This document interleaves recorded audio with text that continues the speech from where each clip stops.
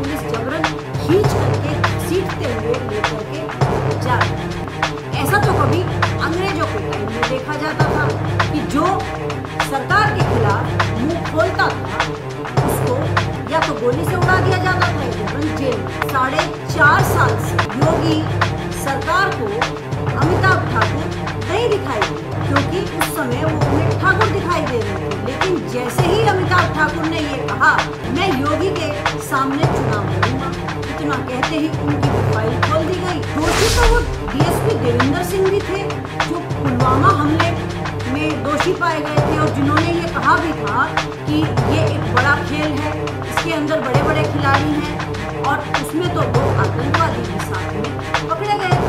उनको तो आपने ऐसे नहीं घसीटा था। और फिर अगर हम उत्तर प्रदेश की ही बात करें तो कुलदीप सिंह जिस पर बलात्कार का आरोप था उसको तो हमने ऐसे घसीटते नहीं देखा। उनको तो साक्षी महाराज भी जेल के अंदर मिलने के लिए गए थे। जो मॉब लिंचिंग के अंदर पाए जाते हैं, जो जय श्री राम जबरदस्ती बुलवाते हैं, उनको तो थाने के अंदर से ही जमानत मिल जाती है। ये कैसा है? ये कैसी न्याय व्यवस्था है?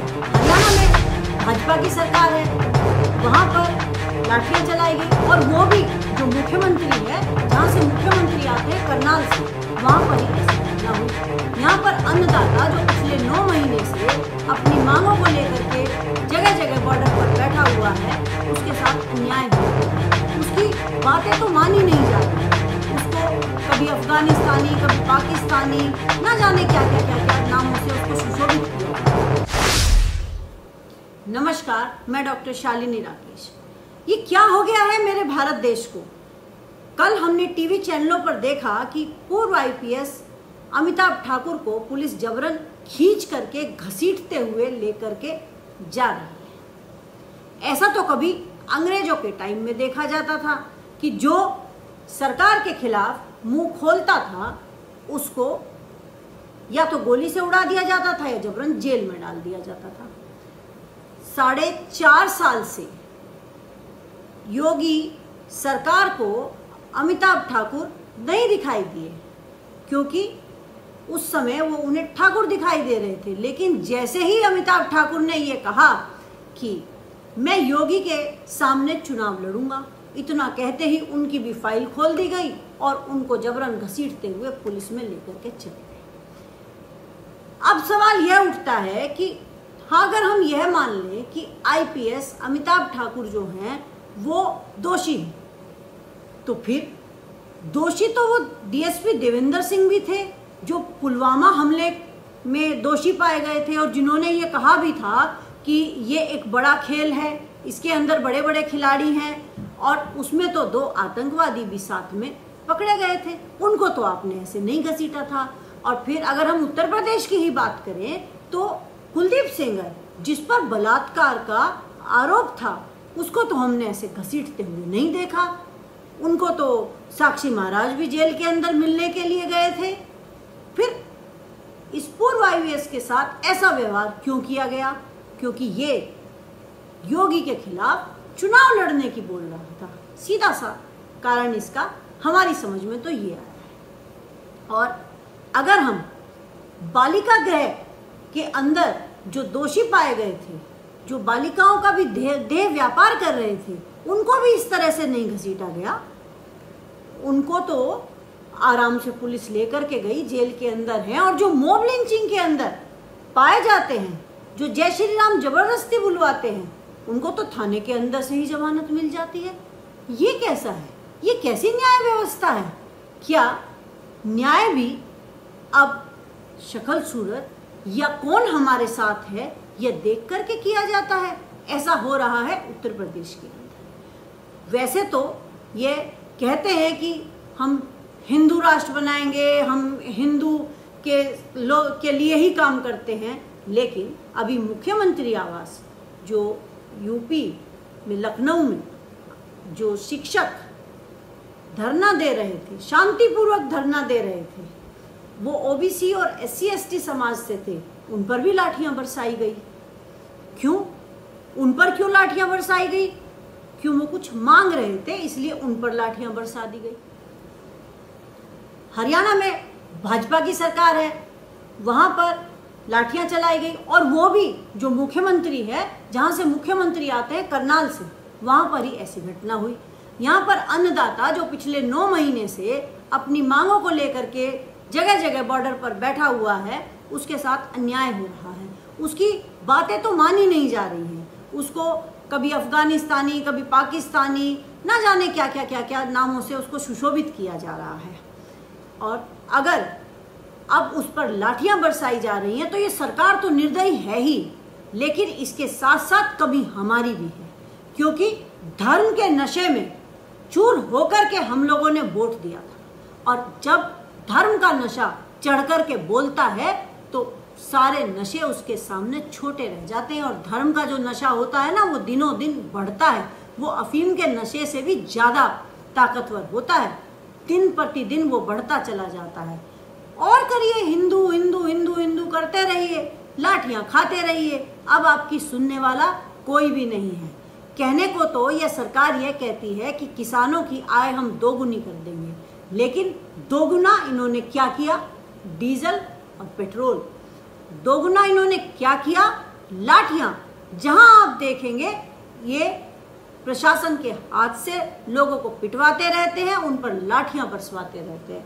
अभी भी समय है, जहां जहां पर चुनाव आने वाले हैं, इस भाजपा को सबक सिखाइए। और अगर आप दोबारा से धर्म के नशे में ही रहेंगे तो फिर आपका तो ईश्वर भी कुछ नहीं कर सकता है। लोकतंत्र बिल्कुल खत्म हो चुका है, अब तो अपनी जान के लाले हैं। कोई अगर विरोध में बोलने लगता है तो उससे बड़ा देशद्रोही आज भारत के अंदर कोई नहीं है। लड़कियां यहाँ पर सुरक्षित नहीं हैं, बेरोजगार युवक यहाँ पर इतने हैं कि अगर आप घर से 2 किलोमीटर की दूरी पर जाएं और आप ये सोचने लगें कि किसको रोजगार मिला, तो यहाँ पर रोजगार जिसको मिला हो वो एक भी व्यक्ति नहीं मिलेगा। यानी कि यहाँ पर अंधेर नगरी हो चुकी है, और ये लोग सिर्फ हमें धर्म के चक्कर में बहला करके हिंदू मुस्लिम कर करके सत्ता पर काबिज हुए हैं। और ये ऐसा नहीं कि ये हिंदुओं के लिए अच्छा करते हैं, नहीं, ये हिंदू विरोधी हैं, ये मुस्लिम विरोधी हैं, ये सिर्फ पूंजीवादियों के साथी हैं, ये सिर्फ पूंजीवादी लोगों को ही पसंद करते हैं। जिन किसानों पर लाठियां चलाई गई वो हिंदू थे। जो शिक्षक मुख्यमंत्री आवास के बाहर जिन पर पिटाई की गई, लाठियां बरसाई गई, वो ओबीसी और SC/ST समाज से थे, वो हिंदू थे। दूसरा, अमिताभ ठाकुर वो हिंदू हैं। इसके मायने ये होते हैं कि ये हिंदू विरोधी हैं। ये मुस्लिम विरोधी तो हैं ही, ये हिंदू विरोधी भी हैं। ये सिर्फ स्वयं से प्यार करते हैं, सत्ता से प्यार करते हैं। इन्हें देश की जनता से जरा भी लेना देना नहीं है। लेकिन अगर ये जनता इनको सबक नहीं सिखाएगी तो आगे आने वाले समय में, अभी तो आपको 5-5 किलो सड़ा हुआ अनाज देकर के बहलाया जा रहा है, आगे आने वाले समय में सभी के हाथ में कटोरा होगा, आपको वो अनाज भी मिलने वाला नहीं है। ये लोग सिर्फ हमें लड़वाना चाहते हैं और इससे ज़्यादा कुछ भी नहीं चाहते। अगर कभी दाम बढ़ाने की बात आए तो ये इतनी कंजूसी करते हैं कि 5 रुपये गन्ने पर इन्होंने बढ़ाए हैं। और नाम, अभी तक तो ये सिर्फ शहरों के नाम बदला करते थे, अब तो इन्होंने MSP का नाम बदल करके FRP कर दिया है। FRP बेचारा किसान क्या समझेगा? अगर इसकी फुल फॉर्म हम पढ़े लिखे लोगों से पूछने लगे तो आधे से ज़्यादा लोगों को तो ये भी नहीं पता होगा। इसकी फुल फॉर्म है फेयर रेम्यूनरेटिव प्राइस। जिसको बोलने में ही जबान टेढ़ी हो जाती है उसे बेचारा किसान क्या बोल पाएगा। और उस FRP जो ये लेकर के आए हैं उसमें भी जो 5 रुपये हैं वो भी मिलने वाले नहीं हैं, वो सिर्फ नाम के लिए है। आपके हाथ में कुछ नहीं आने वाला है। ये जो भी कुछ करते हैं वो अपने दोस्तों के लिए करते हैं। आपने हिमाचल में जो सेब वाले हैं उनको तो रोते हुए देख ही लिया होगा कि उनकी जो कीमत थी वो पिछले साल से 16 रुपये कम कर दी गई है। यानी कि निजीकरण के फायदे हैं। निजीकरण के फायदे इतने होते हैं कि जो रेल है वहाँ पर रेलवे प्लेटफॉर्म टिकट पहले 2 रुपये का मिलता था और अब वो 23 रुपये का मिलता है। तो इसमें फायदा किसका है? पूंजीपति दोस्तों का। और पूंजीपति भी सिर्फ 10 ही लोग हैं, हम जनता से इनका कोई लेना देना नहीं है। और इनको ये भी दिमाग में नहीं आ रहा है कि आप जो है इन पूंजीपतियों की वोट से प्रधानमंत्री या मुख्यमंत्री नहीं बने हैं या सांसद या विधायक नहीं बने हैं। वोट तो आपको इस गरीब जनता ने दी थी। गरीबों की वोट से चुन करके आते हैं और सोचते हैं हमेशा अमीरों के बारे में। तो ऐसे जो अमीरों के दोस्त हैं उनको सबक सिखाना चाहिए। जब हम इनको सबक सिखाएंगे तभी हम लोग चैन से जी पाएंगे। बड़ा डंका पीटते हैं कि उत्तर प्रदेश के अंदर तो कानून व्यवस्था बड़ी अच्छी हो गई है, अब तो यहाँ पर गुंडागर्दी है ही नहीं। अरे भाई, जो मुख्यमंत्री जिसके ऊपर खुद ही 70 केस थे उसने अपने आप को पाक साफ कर लिया, अपने पर से केस हटा लिए, तो क्या इसका मतलब यह हो गया कि वो बिल्कुल ठीक है?